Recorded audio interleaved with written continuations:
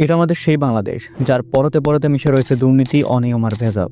এটা আমাদের সেই বাংলাদেশ যার রাস্তায় নামলে আপনি দেখতে পারবেন ড্রাইভার এবং পথচারীদের অনিয়মের ভুরি ভুরি কাহিনী। এটা আমাদের সেই বাংলাদেশ যেই বাংলাদেশে অ্যাম্বুলেন্স দাঁড়ায় থাকে ভিআইপি গাড়িগুলোকে আগে যেতে দেওয়ার জন্য। এটা আমাদের সেই বাংলাদেশ যেই বাংলাদেশে রাজনৈতিক নেতারা দুর্নীতি করবেন এটাই অত্যন্ত স্বাভাবিক একটা ঘটনা।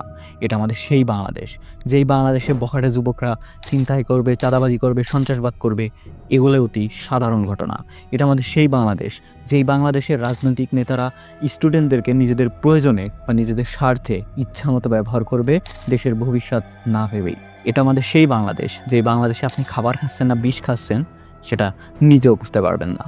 এটা আমাদের সেই বাংলাদেশ যেই বাংলাদেশকে নিয়ে আমরা এতটা স্বপ্ন দেখি, আবার সেই আমরাই দুর্নীতি, অনিয়ম আর ভেজাল করার মাধ্যমে বাংলাদেশকে শত শত বছর পিছনে ঠেলে দিচ্ছি।